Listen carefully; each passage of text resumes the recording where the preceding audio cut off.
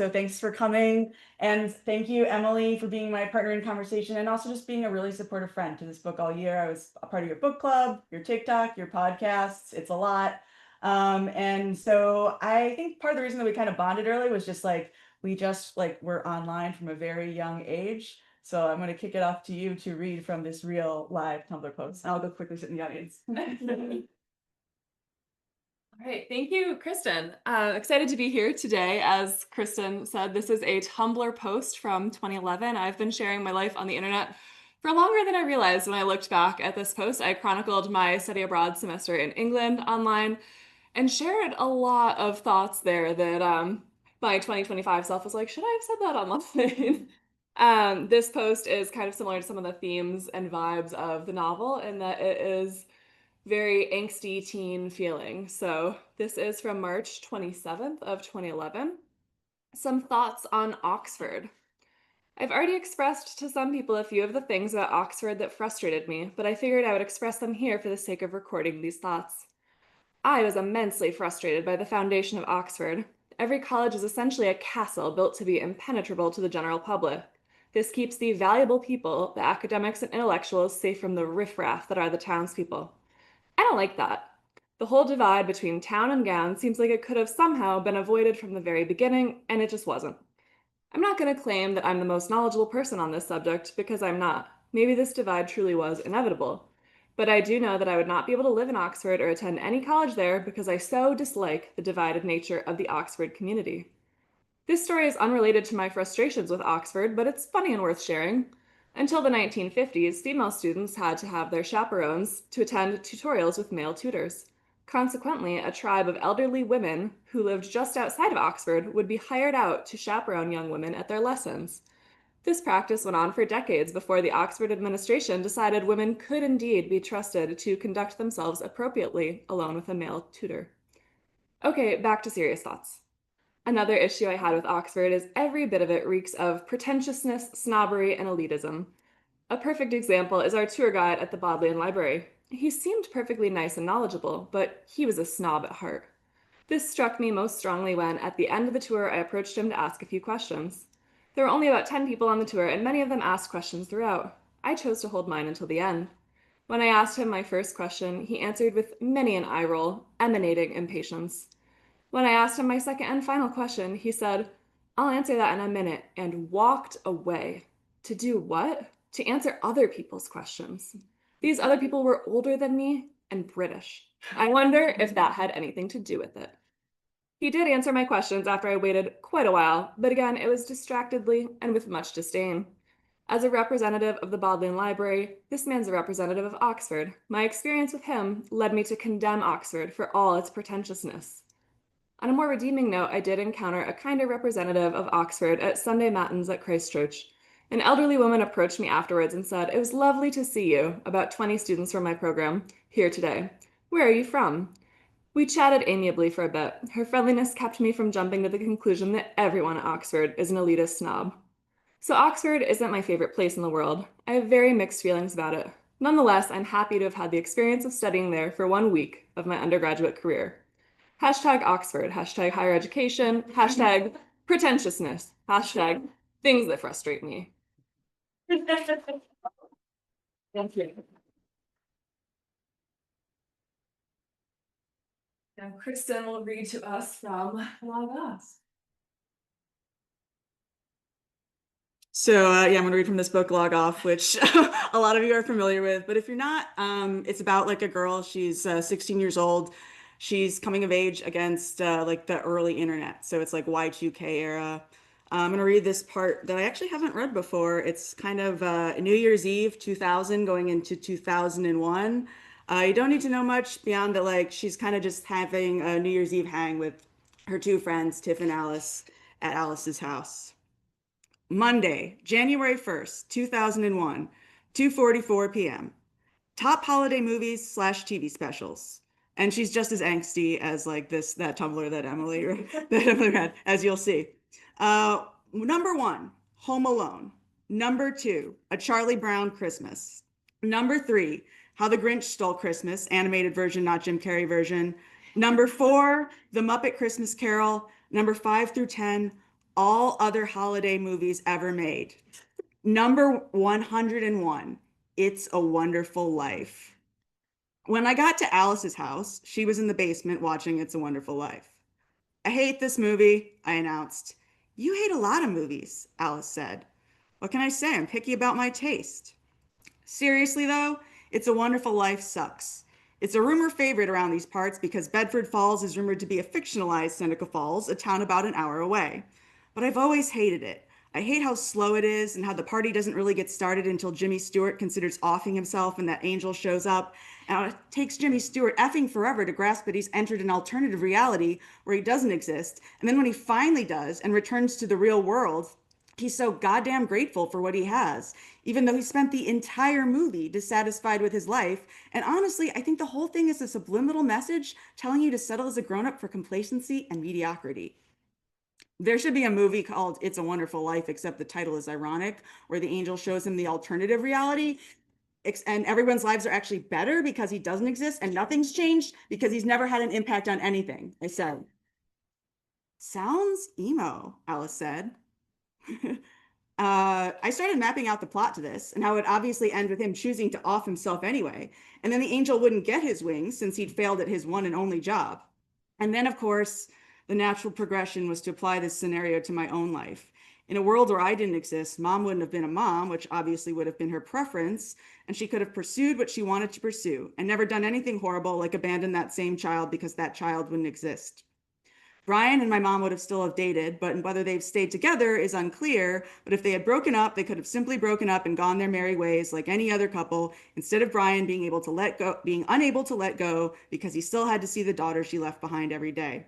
He would be free to live his mess of a life and drink all he wanted and not have to awkwardly explain why he had some teenage girl living with him who was not his daughter. Or maybe he'd be less of a mess because he wouldn't have the added stress of supporting said person who is not his kid. And Alice and Tiff would still be friends because they were friends before I became friends with them, and they would have picked some other third person to be in their study group. I'd see the three of them hanging out, and I would realize how utterly replaceable I was and could always be. And Alice would still be starving herself because in reality, I was a mediocre friend who had done nothing to help her.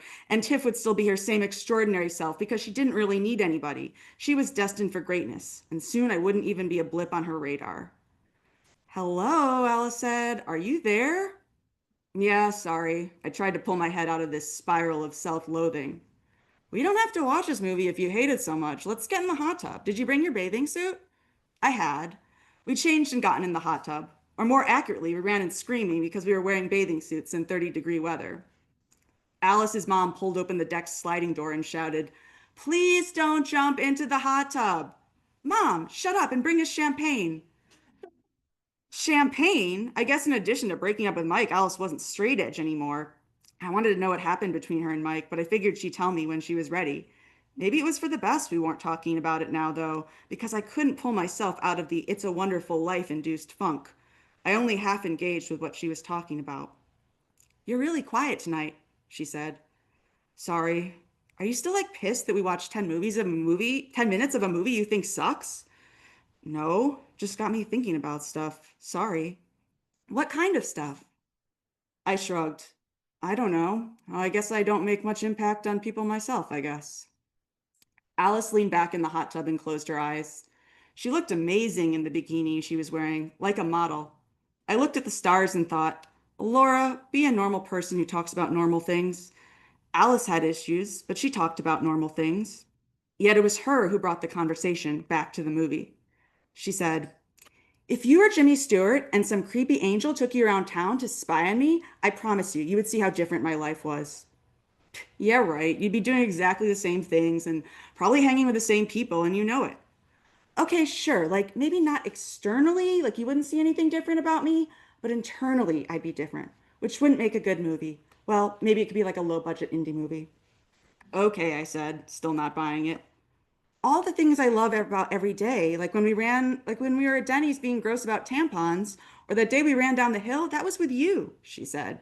That's the stuff that makes life, not the big dramatic changes. And when dramatic things do happen, it's enough to know you're there, like around. Alice looked away and off into the darkness of her own backyard. I couldn't read her facial expression. I thought about what to say next.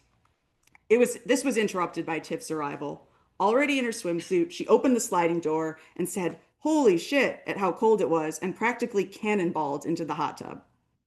"What's going on?" she asked, when she'd fully submerged herself almost to her neck. Alice snapped back from the darkness and said, "Can you tell Ellie that if she died, our lives would be forever devastated?" "Okay, that's not even what happens in It's a Wonderful Life, nor was it what I was talking about," I said. But Alice waved me away in a way that meant, "Shh." "Geez, of course," said Tiff. And then she said simply, "Love you, Els." Alice's mom came out with glasses of champagne for us, deeply in cool mom mode. We cheered and started talking about other things. I'm not going to go into detail about what, but it was basically mean things about our classmates in AP US history, and you'd probably judge the crap out of me if I wrote out all the catty things we said. But safe to say, we had a good laugh. And then, would you believe, almost cinematically, snow started falling.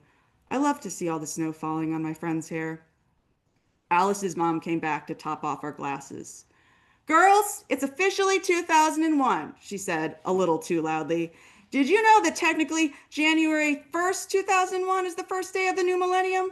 Greg and I just heard that on TV. Everyone thinks it was last year, but in fact, the first day of 2001 is really when—" "Mom, you're an alcoholic. Stop pushing your wicked ways on us," Alice said. She rolled her eyes, but tipped her glass to receive her mom's generous pour. "Cheers, yo," Tiff said. "Happy New Year." "Happy New Year," I said. "Happy New Year, my great friends," Alice said. And then she turned to me. "It's a wonderful life, bitch." And indeed, in moments, it is.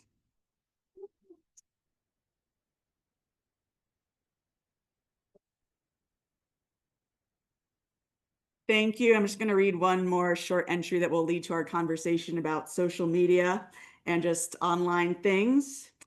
And it's the only entry that's based on my actual live journal a little bit. And it's about being nervous about live journal crashing and never being able to write again. Tuesday, July 31st, 2001, 1:10 p.m. Haven't posted in a while because live journal was down again. Is it having more downtime lately, or am I imagining things? I've been having morbid thoughts about how live journal might end. I predict the eventual downfall will come about in one or more of the following ways. A, loss of control. LiveJournal suddenly has more users than it can handle and/or some sort of server crash. This results in severely increased downtime, slowness, and other malfunctions. LiveJournal users get frustrated and move on to something else. B, selling out. LiveJournal gets arrogant and sells itself to a bigger company. This results in new limitations and restrictions. Certain services become no longer available. Ugly advertising banners are added. LiveJournal users get pissed and move on to something else. C, competition. Some bigger and better site for journals and web blogs comes along. A new trend. LiveJournal users move on to this shinier new toy. That's it.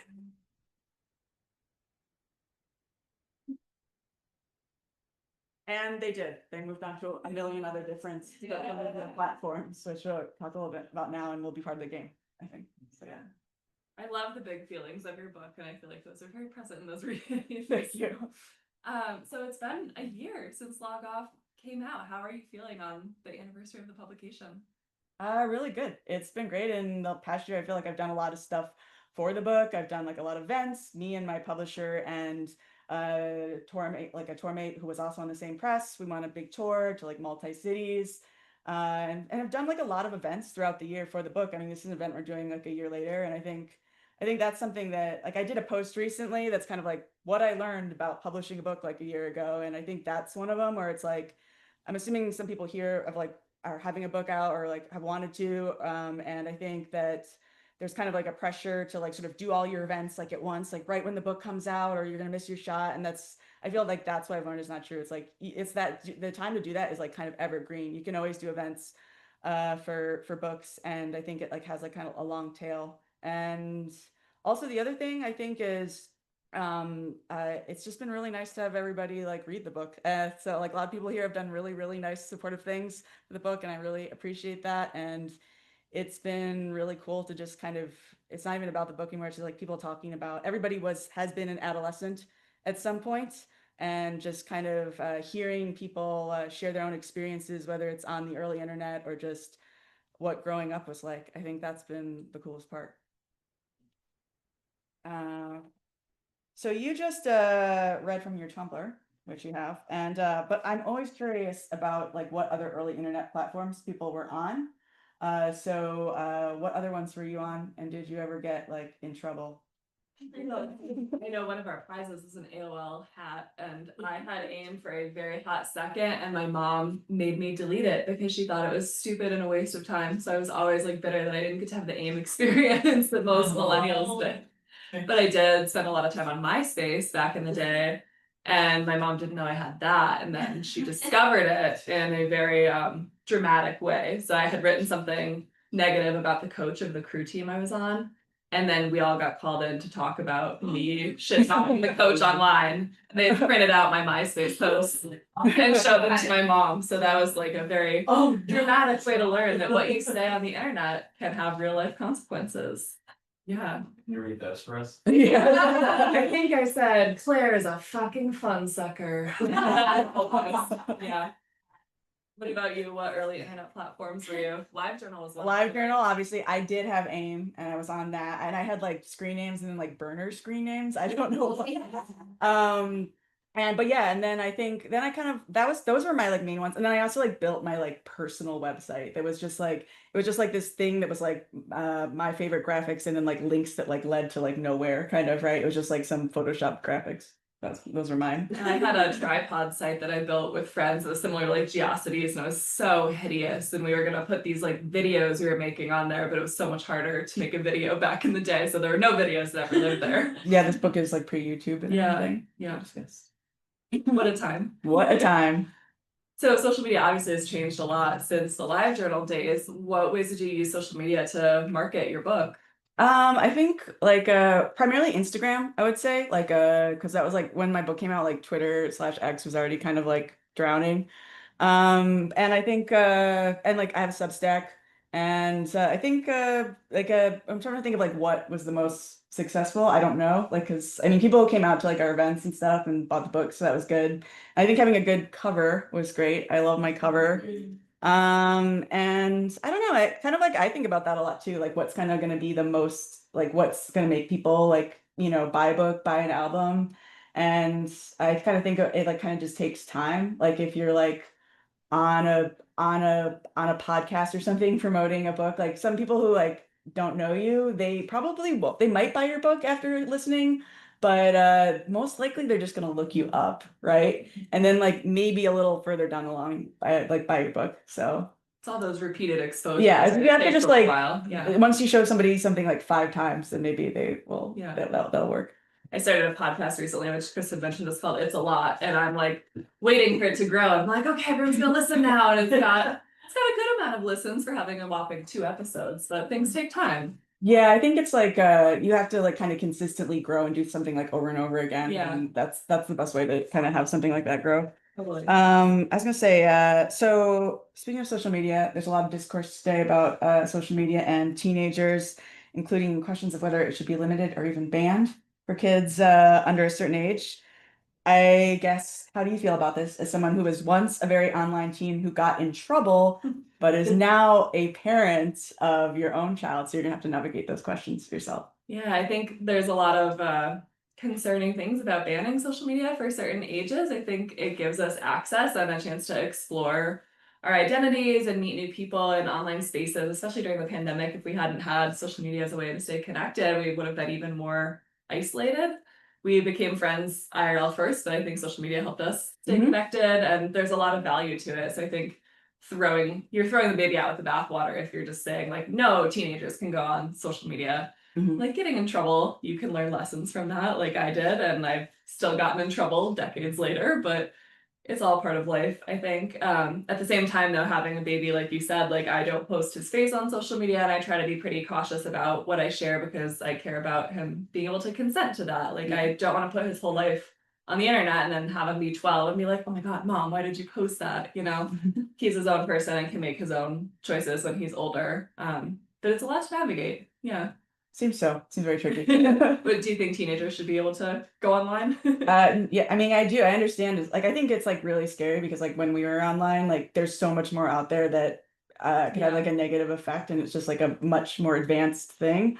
But I think it's still kind of pretty similar to the way that is like for Alora in the book and like her online friends in the book, where it's like if you're really isolated for some reason, that like it's very important to have that connection to find people that are like, like you or that you can like relate to, or if you're having like kind of a difficult like home life or something, I think. But Yeah, for sure. I was just listening to a podcast the other day, and these kids were like spending tons of time on their phones. Their parents were a little worried. And they're going on rabbit holes researching like ethical consumerism and how fast fashion is really detrimental to the environment. They were learning a ton of things. So they're not like going down a bad rabbit hole necessarily. There are a lot of different reasons you could be going down rabbit holes. So I agree. Yeah, yeah. exactly. Yeah.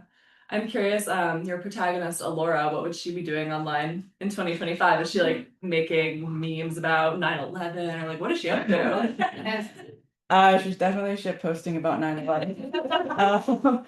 But I think like one of the things for Laura is like she wants to be an actress, and like I think at the time of the book, like she's like the only person that's like doing that is like Lucy Liu, and that's changed now. That's like something that I think one of the things that's like positively changed in from like 2020 to 2025. And so I hope what she gets into on the internet when she's older is that like she like maybe when she goes to college or something and makes a web series and like that's like kind of her path to becoming an actor, like kind of a path that like like an Issa Rae or like a Broad City type people had. I think it's kind of like hinted at the end of the book that like yeah, like someone's not going to just like choose some Asian girl to be the next actress. The only way that you can do that is if you like make something really great, and it's going to have to be made from you that like other people can't ignore. So Social media would have given her so many opportunities. Yeah. exactly, Put herself exactly. out there. Yeah. Yeah.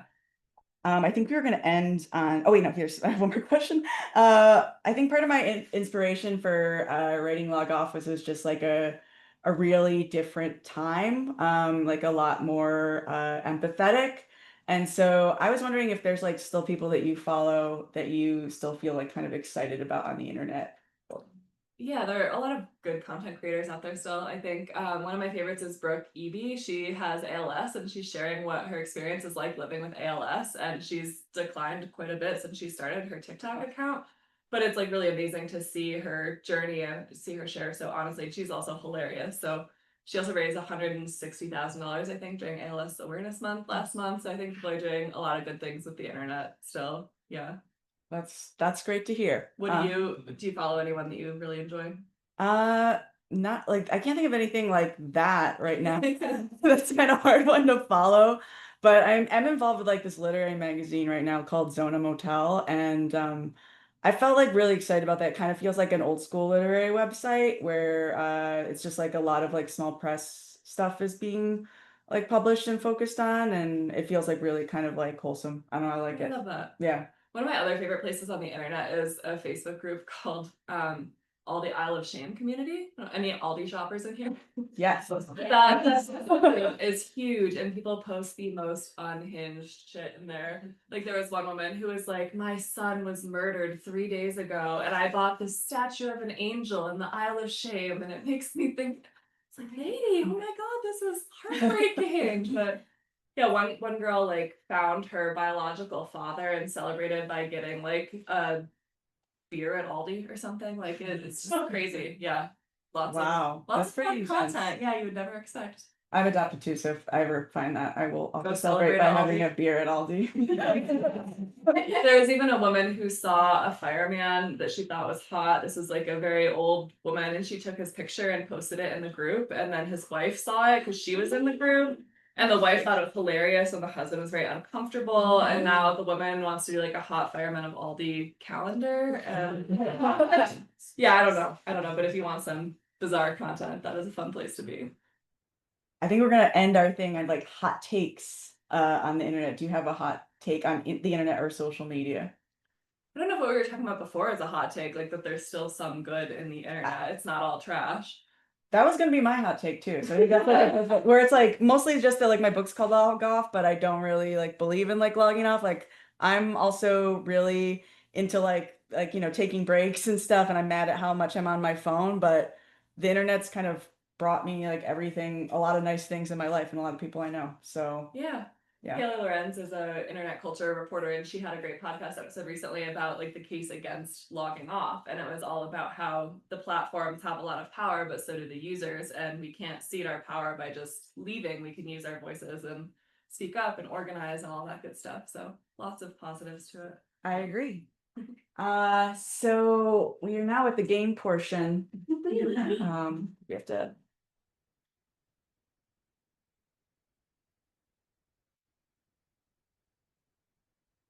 Did you want me to drive this one? I can drive. If you want to, if people don't pick, then maybe just pick. Do you want to question. try this for anyone who gets like the $500 question? We could start with those.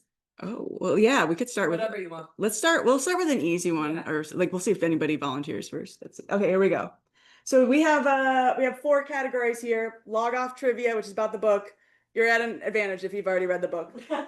Social media facts and stats, early internet trivia, and modern internet trivia. Does anybody want to like take a stab and choose one of these? And go. Does anyone want to volunteer? You'd have to pick like this category for an Emmer. Yeah, Hannah, that's what I'm talking about. Trivia for 100. Name this person. MySpace. That is correct. The answer is, who is MySpace, Tom? And I am going to give you, because I actually know you have a VHS player, this Charlie's Angels VHS. As we mentioned, Lucy Lou is mentioned a lot in the book, so here you go.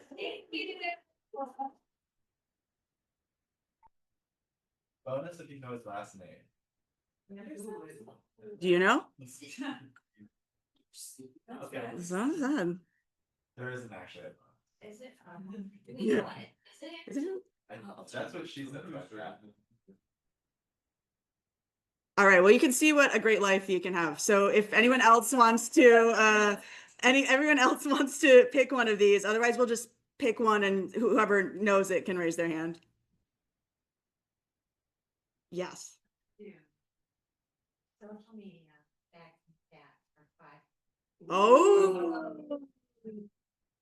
This one's pretty hard. TikTok CEO Shao Chu, is that what I say? Like, became a meme for this now famous line he said to Senator Tom Cotton during his congressional testimony. Oh, wait, I know this. I know this. I do know that. This is my question. He said, wait a minute. No, it's about being from China, but he's not from China. That's pretty close. You're really close. So close. From China. Is it, are you from? Where are you from in China? Is it something like that? That's what the Tom Cotton guy was saying. Something Yeah, like that. that's what I'm saying. Oh, what did he say? Oh, his response. Yeah. Okay. Think about it, might be another country that you would say. He's a. Is someone in the middle now? Yeah, go for it. Sit down. I'm from Singapore. That is good. There we go. So it is, what is Sender? I'm Singaporean. So we'll do very good job. I will give you these 8, well. Good job. So here is some Wet n Wild lip glosses. 2000. So use at your own risk. Anybody else? I'll do log off trivia for 300, please.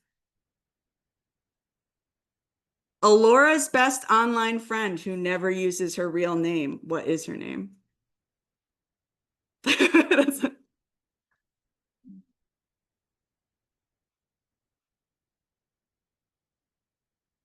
Slayer. That is correct. So Dennis, a button. This is a Gore Lieberman button from the. I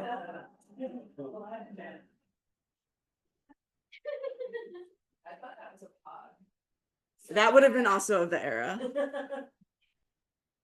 Anyone else? We have like 5 more prizes. So yeah. Big early internet trivia 5 hondo. Ooh. Yeah. Do you want to read this one? I feel like I should sell one. Tumblr microblogs celebrated topics their creators were passionate about, and this one was the first of its kind. I don't.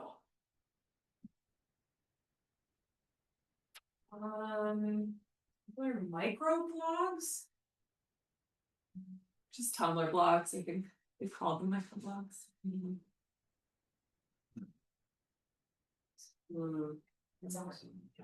I don't even remember what the answer to this was. We would accept like the general category of this type of Tumblr. So sad. Just things or something. Has a curse word in it. Yeah, something. Oh, Yes, I yeah. don't know what the first one was though. Do you want to reveal it? yes, we can do that. So it is, what is fuck yeah sharks? That's a hard one. I don't know. Did anybody? You do not, but I will give you this like little lip gloss one. And let's see, let's see, what do we have here? You also did this, so I was thinking this, Mark's Pizzeria, like $10 gift card. In the book, they go to Scott's Pizzeria, and that was supposed to be Mark's Pizzeria. All right, what else do we have here? Anyone else? We have 3 more prizes. This Twitter-like platform saw a huge influx in users in November 2024 after the election. That is correct. You got a CD. This is an Elliott Smith CD. He plays a big role. The CD is like has a key scene at the end when 2 characters are listening to the CD in the car. 2 more prizes.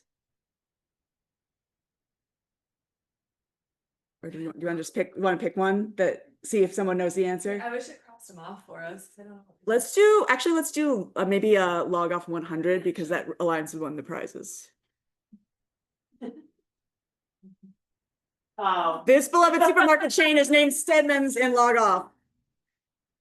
It's not. Are we all just yelling it out? Yeah. Well, someone raise their hand and I will call on them. They can win the prize, I guess. Christina. That is correct.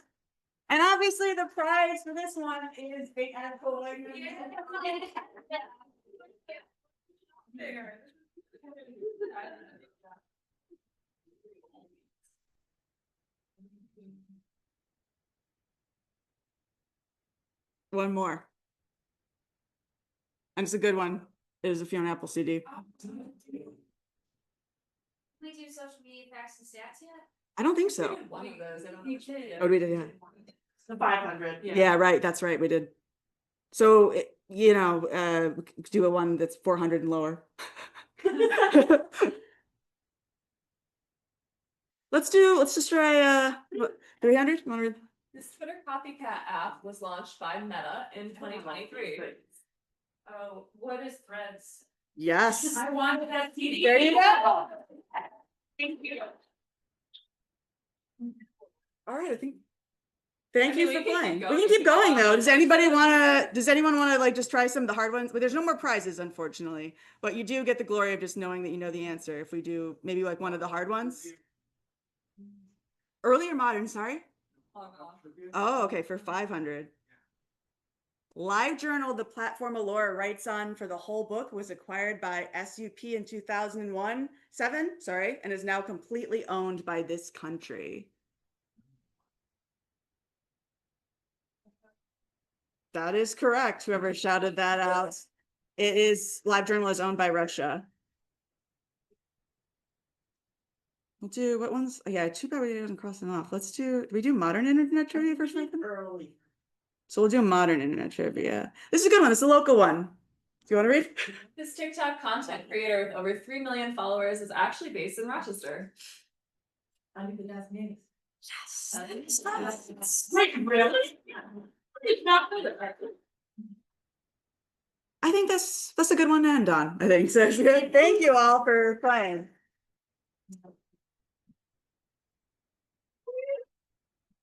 Got a good audience.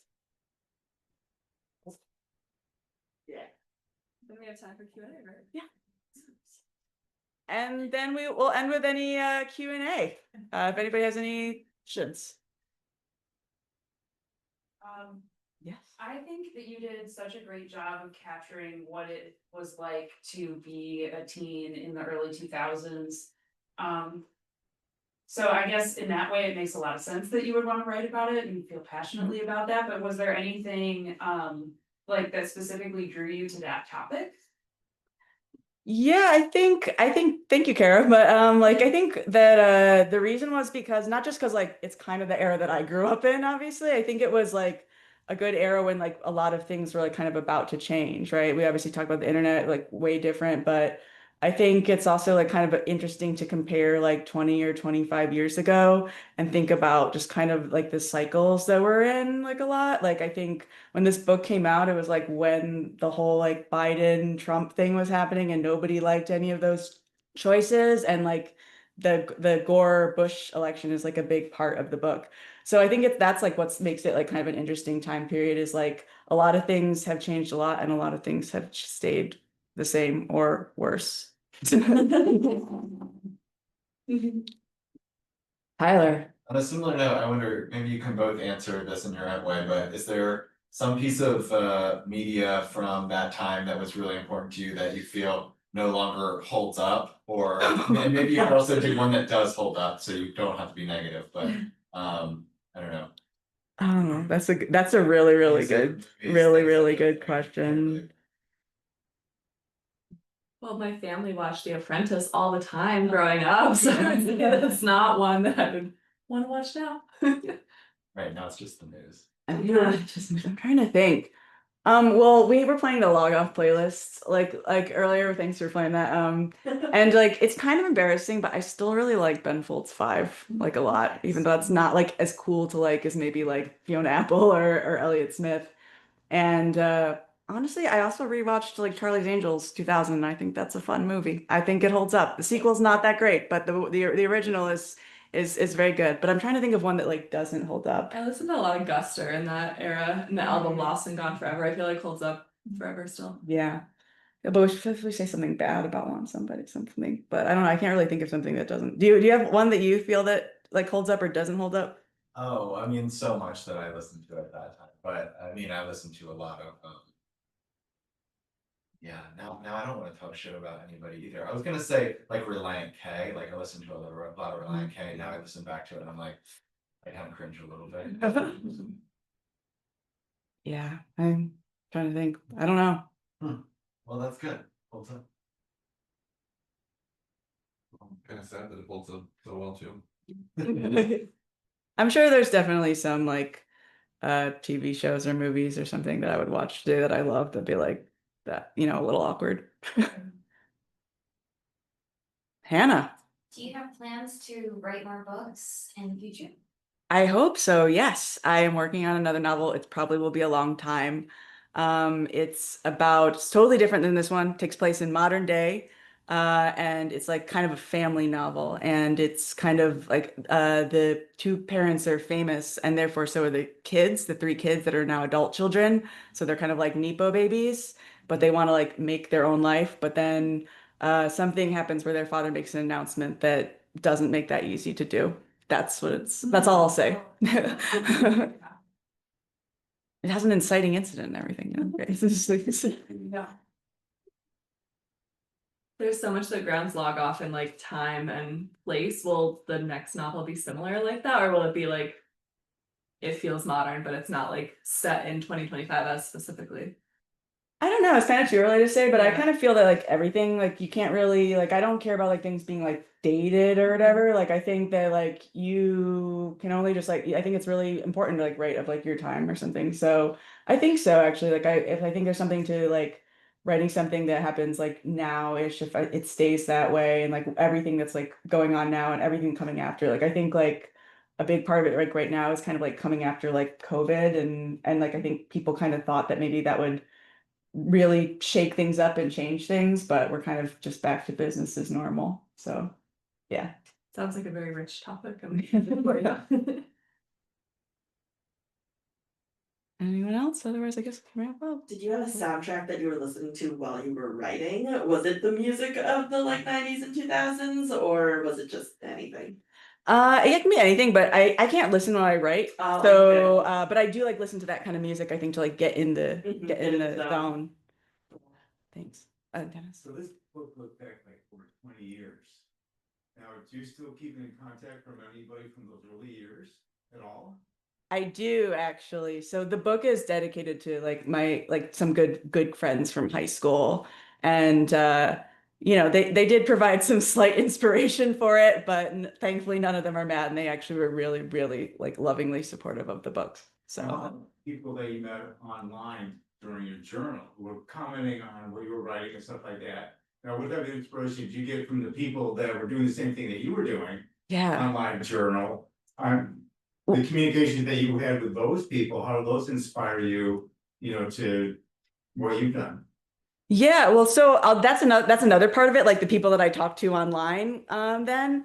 And so some of those people are kind of like, I mean, I found them like really inspirational, but some of them are kind of just like lost forever, right? Because they were under like anonymous names or whatever. But a lot of the people that I saw on LiveJournal actually like even if I didn't know them super well, they grew up to be like professional artists or professional writers, which is really cool. And what's even better is like through this book. I actually have connected with some of those people that I knew a little bit online. Some just, you know, because I guess they remember my name or something and they found me and like now we're friends on Instagram. And then one or two of them are actually like professional authors themselves. So it's nice that we've been able to connect through that. Yeah. You brought out a lot of emotions for me as a young man. Thank you. When I reflect back to my childhood, which is a long time ago, but I now I can see, your viewpoint, especially coming to a different white culture. And see, obviously not white, and a culture of a lot of ignorant people who can sometimes ask a lot of insensitive questions. Yeah. How hard was it for you to write about his personal things that you talked about? I mean, I would think that would be sort of a hard thing to, put down on paper to have people know like your deepest thoughts and stuff. Yeah, I mean, I think it is like a vulnerable thing to like sort of like share like what, even if it's like a fictional character, like an interior monologue that is your thoughts and feelings and perceptions. And yeah, I don't know. I think that like some of that stuff like I think like racism or something like growing up here that's hard to talk about, right? But I think it means a lot too, like when it resonates with other people. Other like there's other like Asian women that grew up like in similar environments and they're like, oh yeah, that really spoke to me or something, and that means a lot. And then yeah, also just kind of doing that stuff I think in like a non like I think it's kind of frustrating for me. I don't like to do that kind of stuff in like a didactic way that's kind of like a educational to people. Like I want it to actually be like a baked in part of the story. Kristen, I actually have a question from somebody who's joining us online. Oh, nice. Just asked, I'm curious if Kristen could speak to the dialogue she writes in Log Off, especially with the section she read. It's such a tight wire balance of that adolescent speak while traversing heavier themes that young girls are so often trying to have. I guess, what was her process approach to that? Where did she look for inspiration? What authors did she turn to? So the process of writing the dialogue, yeah. Thanks. I love writing dialogue. I think that's like one of the most fun things to do about like writing a novel. And I love the way that people speak and listening to the way that people speak. So I think like that's actually one of the, in terms of writing a book, is like one of the more fun or even comes like a little more naturally to me, versus like plot or like even just like how you get people in and out of a room sometimes in books. But in terms of like writers that I look to for dialogue, I like playwrights a lot actually. The playwright Annie Baker, I think she has like really great dialogue. It's very realistic. And I'm trying to think another playwright named Brandon Jacob Jenkins. He does really great dialogue. And then other just people have like expressed ideas about dialogue. My friend, the writer Bud Smith, he kind of said something once that kind of was like, people are kind of just always misunderstanding people in dialogue. So, or when they speak. So if you write dialogue where like that's kind of happening, that's like a good direction. So that's my advice on that. I think that might be a great place for us Yeah. to stop. Let's all give a round of applause.